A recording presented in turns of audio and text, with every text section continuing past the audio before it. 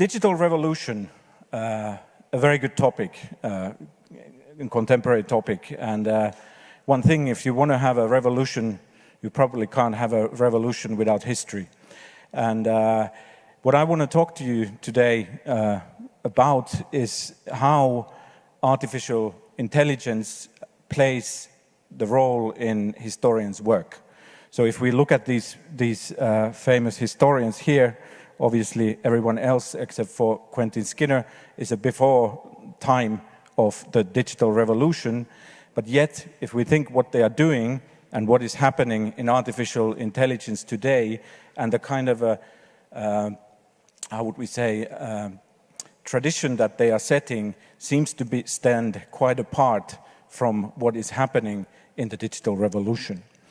So what I want to suggest to you are different ways how we can embed the history, understanding of history, together with the actual digital revolution so that we don't spread apart, which is the worst kind of case. So if we don't have the tradition of understanding history together with working with artificial intelligence, for example, our future will look much grimmer than it actually will when we are taking these into consideration. So first, when I'm talking about artificial intelligence, I'm referring to both machine learning in a larger sense, unsupervised learning, supervised learning to some extent, use of big data, and also doing computational modeling. If we think about modeling, understanding of history is always some kind of an act of modeling. The question is that how it is done and what is the role of computation in doing that. At the back here in the slide, there's a Lumi infrastructure that also Poland is involved. So it's a computational infrastructure that is actually meant for all areas of science, not only natural science or data science, but so also for humanities and social science. But the question how many actual historians and humanists are taking advantage of these kind of computational infrastructures, it's much less than you would be thinking. So what is the problem that the humanities and historians are not taking a full advantage of these possibilities? I will argue that we should do this, and all the devices for us to do this are there, but it's more of a problem with the way that we function culturally and what we are aiming to do that is kind of hindering us at the moment. So if we think about fields of science where there has been a kind of a happy marriage, for example, bioinformatics, that these days, when you think about bioinformatics, you can think about the computation being heavily put together with biology, for example, but if you think back, let's say 20 or 30 years, it wasn't like that at all. So they were for a long period of time thinking how to merge the use of computation and data science into something that became bioinformatics later and kind of emerged as a new field of science. And exactly the same thing should happen, for example, for history. If we look at the fields closer to history, for example, and take a look at linguistics here, natural language processing, that is obviously very close to many fields of linguistics, say corpus linguistics. These are fields that are very close to history and have done already this kind of a mergence of different academic backgrounds so that computation becomes a normal part of everyday practices. If we think then about the why we should use computation, so this in an artificial intelligence in history, of course not for the sake because it's fashionable, but because it meets the objectives that we have in history, for example. When we get to new methodologies, it is easy to forget that we should be doing our research why in the first place. It can happen that the artificial intelligence becomes the primary objective, and that would be wrong. So we need to study really history for the sake of making a better understanding of the past that will then bring us a better tomorrow. But one clear aspect where historians are lagging behind is the aspect of modeling. Often in history, what you see in the way that the historian works, there's a span of 400 years written, but it's based mainly on anecdotal evidence. So still doing that kind of from top to top type of historical writing. But there are existing large data sets and also methods how the modeling could be done already. But the historians are not really taking advantage of that. And that really needs to change. And still one more point, if you think about writing of local histories, such as Finland or Poland, and the history there, this really needs to be done in a form of contextualizing the national histories as broadly as possible. And that really sort of a systematic approach is very, very difficult still at the moment. So without thinking about history writing as an act of modeling, this can be very, very difficult. And still one more thing, if we think about that, what should be the objective? So here you have, like if we look at this building where we are now, where we are looking at history in a sense of experiencing it, it is a very different thing than, for example, understanding and theoretical understanding and how you do that type of modeling. Sort of memory organizations and memory institutions and the work that is done there, and then the idea of that, how do we understand how we got to this point in time based on history and modeling that needs to be done for that. Now, also, if we think about the kind of what I would really want to do as an intellectual historian, so my background is there, thinking about concepts, how conceptual transformations have happened, and there the use of artificial intelligence and machine learning to study, for example, very large data sets is really good, because we don't have to only think about certain authors writing from top to top. And it is a genuine possibility that we can study and model, for example, the idea that how certain ideas and movements in history came about, not only because we want to look at certain authors that are very well known, but also take into consideration the conceptual formation with other smaller or more minor thinkers and how they interact with the ones that are very well known. Now, if I think about also how we come about as historians using the artificial intelligence in our work, it is very, very important, and here my example plays, I guess, a decent example, that what we need to do is change the way that we work. So the normal way for a historian has always been that it's something that we do alone. I, for example, did my PhD in a tradition where you're not allowed to, for example, write articles together with other people, which is the normal way that the natural science works.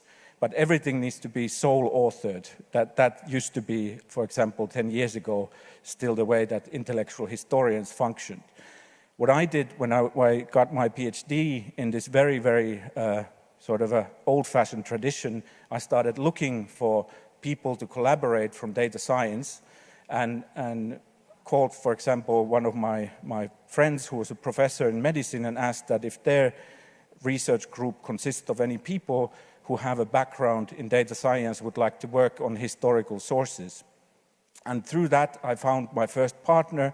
We started collaborating, did our first projects, and building it through different projects to a larger way of looking at it in a way, not that my use of artificial intelligence alone would be the way to go, but doing this in an actual research group and also collaborating very closely with memory organizations and looking at their needs. So kind of embedding the research in infrastructure building also. So this is one way that for me has been extremely important when thinking about that, how do we get to the point that we are using the really large computational structures in our work together with data scientists.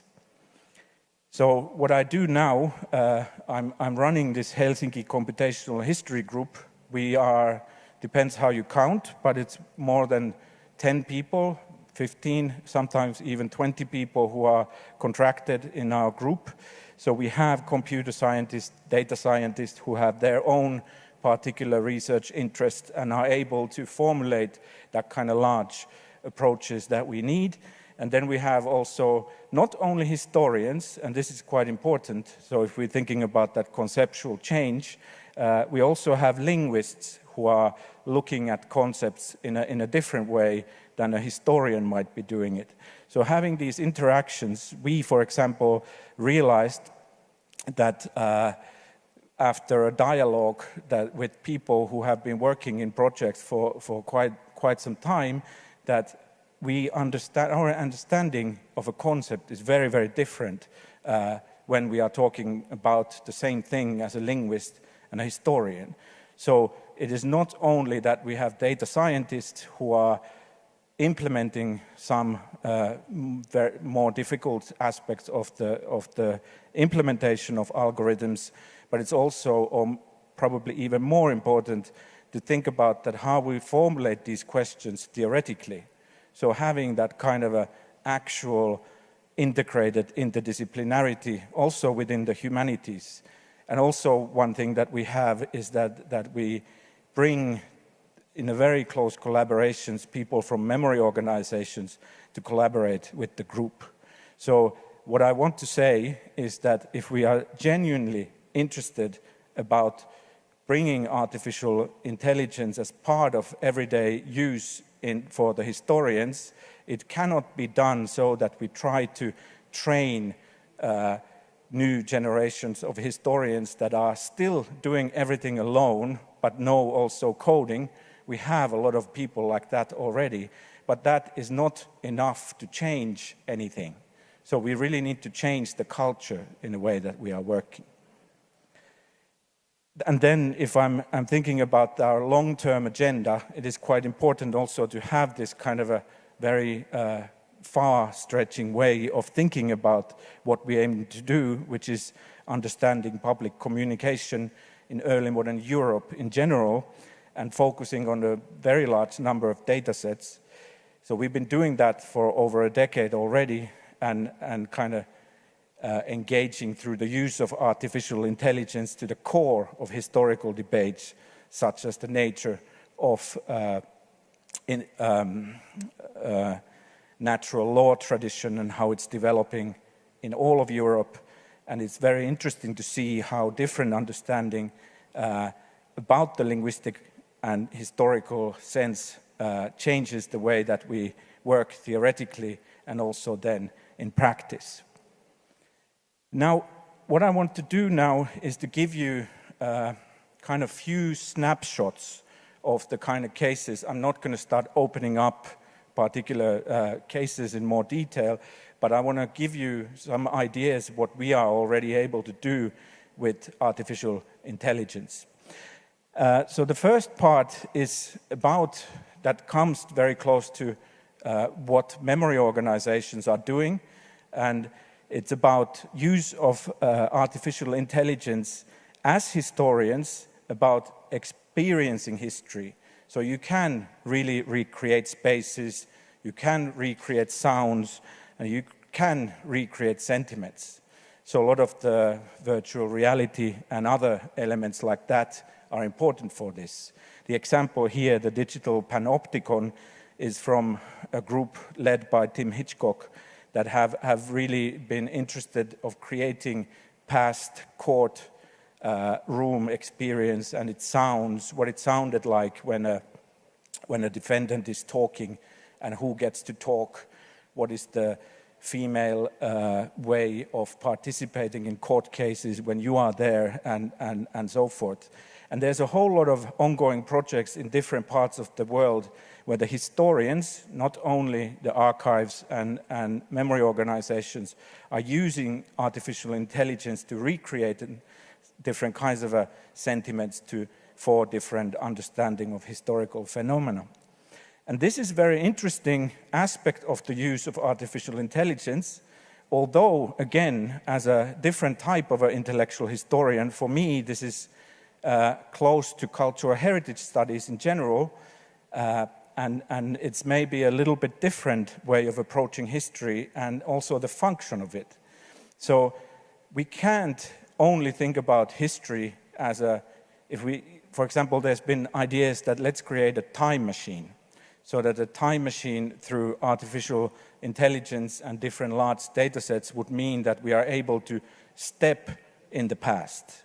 And that, to me, as an intellectual historian, is not really what you want to do. I mean, it is important to understand and experience the history, but the understanding of things is still quite different from doing this type of activities. You can't recreate the past as such as it was.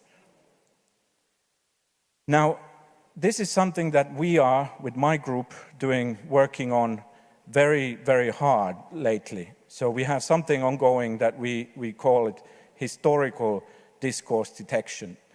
So we have been experimenting with very good results, creating an algorithm where at the most basic level, it is to show the algorithm that here is a book. Please give me, based on the content, not the metadata, give me more books that resemble that and make a cutoff at some point. What is important in this kind of activity is that from that we are able to then broaden and do all kinds of different questions and approaches towards history.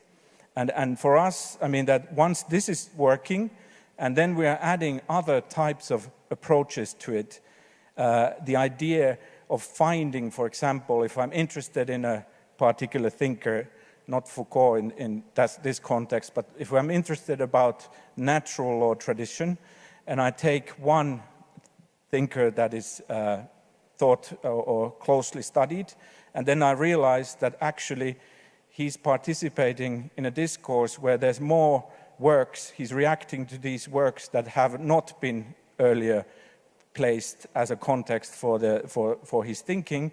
Obviously, this will change the way that we are also reading these bigger thinkers, if you want to call them that. But this kind of approach has drastically changed. There's been artificial intelligence in the sense of training these large language models, also on historical data. Everybody's doing that with Wikipedia and modern language, even small language groups. But with the question of who is doing that for the historical language that is different, not so many people. Google and others are not interested about that. And that's why you need research groups that are doing that kind of work and then giving that also to others to use. Now, here's a very straightforward example of how large data sets can have sort of a direct relevance for our understanding of the past. What we see here is on the left here is overall development of changes in document formats from 1500 to 1800 in all of Europe. So what happens here in red, you see that there's a kind of drastic shift. That is the octavo-sized book. That's the one that neatly fits into your pocket. And that becoming the most used document format in Europe in 18th century. What you see on the right is the development of vernacularization at the same time. And based on this very, very sort of a overwhelmingly clear drop in Latin share of books, then what you can do, you combine these two elements and very simple graphs, but quite robust. We can use it as an evidence as historians that there are clear democratic effects and correlation between the shift in these attributes of books and that others that just used to be the upper classes reading or the books directed for that group became now consumed by many, many more people towards the 18th century. And then we can also, okay, there's one more. I think we are now losing the clicker. Doesn't really work anymore. Do you restart the slides again, or how do we go about? Oh, okay, there we go. Well, let me keep on talking. So the next slide would just show you well, here we go. So that we can do the same looking at Bible formats. So also that obviously religious books were very, very crucial for learning and so forth. But we also see the same effect happening all over Europe, that the Bible sizes, the smaller formats, became the ones that are in the 18th century the most common ones. So now, okay, if we take that sort of evidence, we are now interested about the 18th century and how the Europe and democratization and people's ability to read and so forth are developing in the 18th century. So then, if we take something like these larger theories that we have about the development of this period, we take Habermas's theory that public sphere is born in the 18th century Britain. What we can do is start looking at the language used related to this phenomena of public. We're not going to go to any further detail on this, but if we study the different words used related to public, we can see that public becomes something that in the later 18th century Britain is producing language. So it's penetrating different discussions. It becomes evidence to think that maybe Habermas was actually right. What is important here is that our approach is systematic. The way that Habermas was formulating his theory was largely anecdotal. So that is often the historians, even when the theory is like a good hunch, but whether we can scientifically really claim that we are making a systematic approach has been a little bit of a problem for historians and how we use evidence. Now, another thing interesting with respect to when there's the productivity of the public is rising in all the different kinds of genres or discussions, legal, economic, and so forth, the one where there is a clear drop is religion. And so that these match quite well with the ways that we are looking at the 18th century and what historians have thought about it. But again, to have like a systematic way of showing that there is secularization combined to the way that readership is developing and so forth. So the democratization and secularization in 18th century Britain and the birth of public sphere, here we have a way of kind of taking a systematic way and really showing that that's actually what is happening.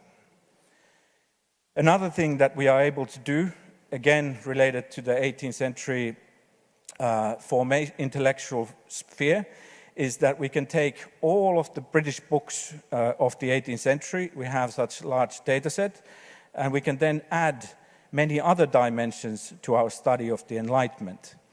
For example, from my perspective as an intellectual historian, it is really revolutionary when we can start studying intellectual traditions. For example, the one that I mentioned already, the natural law tradition, not from the perspective of authors, but taking the publisher networks as the central stage. So we are so in our romantic way of thinking that the author is everything, often downplaying the actual relevance, for example, that printers and publishers played in the early modern times. So they had a major role forming many of the intellectual traditions. In these graphs here, there's just ways of looking that I'm not going to start opening them to further depth. I want to just point out that when we are doing something studying something like Habermas's grand theory about public sphere, we can then take also aspects of intertextuality between different books and look at their publishers and how that is changing in the 18th century, and which is then opening up like a whole new world for a historian like me. So still one more example of the changes of perspectives that the use of artificial intelligence can give you as a historian. So what we have here on the x-axis, so starting with 0 and ending up here in 300K, is Bernard Mandeville's book called Fable of the Bees. So the book starts here and ends here. So it's just all the characters that you have in the book are put in on this x-axis. And what we then added to this are all the times that that book has been quoted or reused in the 18th century. And then what we added to the graph is the element of time. Now, this Fable of the Bees is a very peculiar book because during the first years when it was published, no one paid any notice of it. Then, after 20 years, it became very, very notorious. He added some controversial piece to it, and it caused so many complaints and noise for being immoral. Here in green, you see the reaction this book made after 20 years of publication. The peak point here, it points out the parts of the book that are referred to the chapters that claim, in Mandeville's book, they claim that man is really an unsociable being. Now, what is interesting for a historian is that when we look at the quotes that take place not 20 years, but 50 years after the book was published, they focus on a different part of the book. At that time, in Britain, there was a very large debate on pride and luxury. And now Mandeville was then picked up for his discussion on luxury on Red.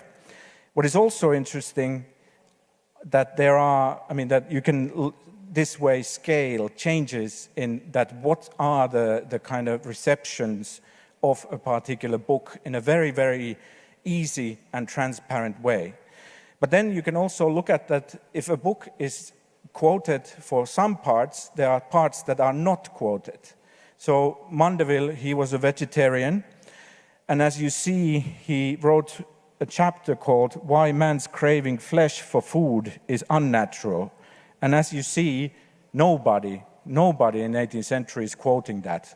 So he was before his time, but at the same time, he wasn't very influential. But this kind of if you think about it, that you can take any book of the 18th century and do this kind of a scalable way of studying it, for any historian, I think this should resonate, that it's a very useful way of approaching whatever books we are interested in. Now, then if we step away from this kind of use cases, a further thing from the perspective of a historian that needs to be pointed out is that we are also constantly creating new data. So we are innovating how to use the existing data that people have not thought about using. So for example, layout information, how things are printed on books and other print objects, information about fonts that printers use. All of this can have intellectual relevance when we are scaling things. In other words, the use of artificial intelligence, machine learning, it creates kind of like a positive cycle. It's not something simple that you push a button and then you get some results. I mean, that you can start from there, but when you think about the way that the interaction between the data creation, collaboration with the ones who are the data owners, often the libraries and the archives, and the way that the historians and other people here are working, it becomes extremely important and something that is very, very different and a kind of like a new world for the research. Now then, we come to the question that if this is really the new world, so why isn't all the historian using artificial evidence. I want to point out that making this slide on Photoshop took me a long time. It's not so easy to get the ripped paper effect, so I'm very, very proud of that. Well, but really, I mean, that we really need to think about this question that why historians aren't working with AI, why aren't they pushing towards this with, I mean, that when you have this available for all of you. Sorry, I wasn't sure if Marx is very much liked in Poland, but he didn't like the Russians either, so I thought it was okay. So, but anyway, if we think about the kind of questions that we need, so what kind of changes we need, so we really need scientific changes, and we need changes that have much to do with the culture, the research that we are doing. And the main question here is that how a historian works. All the ingredients for doing this large-scale integration of machine learning to our workflows is available. So the point isn't that the use of artificial intelligence should become everything. No, not at all. It's just something that needs to become part of the things that we are doing anyway. Historians still need to be trained very much as subject knowledge experts, and that's their main point. And that's why the working together with people from other fields of science becomes so important. So if we want to study history as science, which I think we should also do, we need to make more conscious choices to moving from anecdotal to systematic, and accept that sometimes our approach really is anecdotal and not necessarily systematic. And part of it is the use of large data sources when appropriate. And with the question of research culture, we have to move away from the idea that historians are still in their tower as the lone heroes, many of them. So the experts that can manage everything and so forth. And that it's just from the past century. And we need, the domain expertise that cannot be compromised, but there needs to be a move towards the research groups as well. Now, then, just to underline this even more, I mentioned already this training of these big, large language models that have come and changed the way that we approach things within the last 5 years. So it's not enough that we are able to run these algorithms on our local laptops. That's what many people can already do. But we need to be using those computational infrastructures that are Europe-wide, they're available, and they are very, very effective, such as Lumi and other cloud computing services. And having the data scientists to do this part is really important. Doesn't mean that historian wouldn't need to know how to code, just means that the division of labor is a good thing. And the way that natural language processing is changing and developing drastically is something that we just need to keep up with. So looking at the transformers and large language model is a big undertaking and not something that there's some kind of ready-made tools or tricks that you play in order to do it. So the way to go about is to respect the fact that people from different areas of science have expertise knowledge that can be used together. Now, at the same time, it's also very important that the historians are there at the center of everything that is going on. This is a graph of a flow of a kind of a historical understanding with respect to the data that has to be managed so that the historians are taking part in this. This is a graph that was produced in a project just ended. It was called NewsEye, where there were people from computer science, people from history, people from libraries and archives involved and working hard together in order to create different newspaper data sources and algorithms on top of those and so that the historians can use them.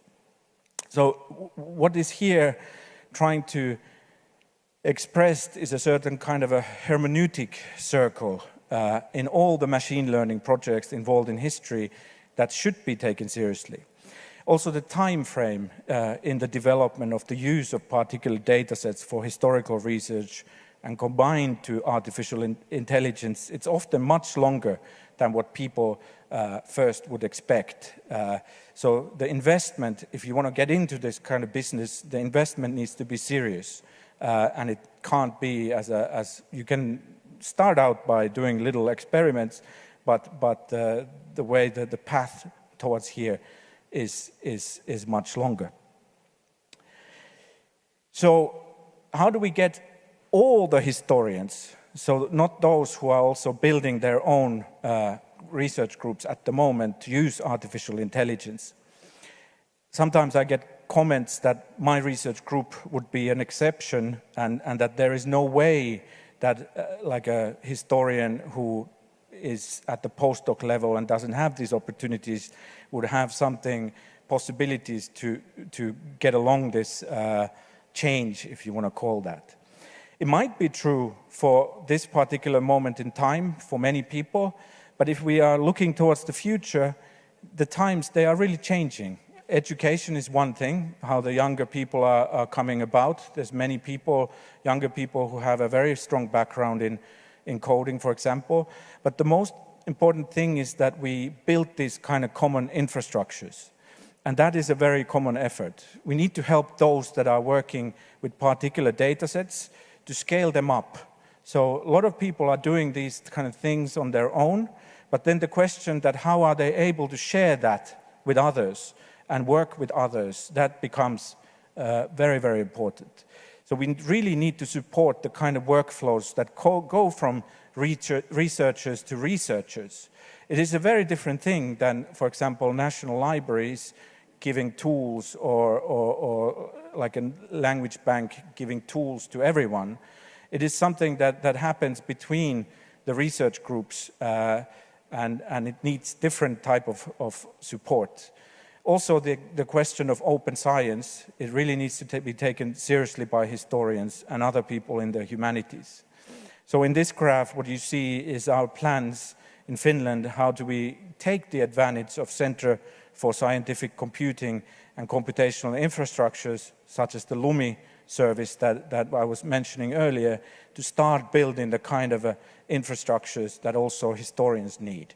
If historians are not involved in doing this type of work, it will be not working for them.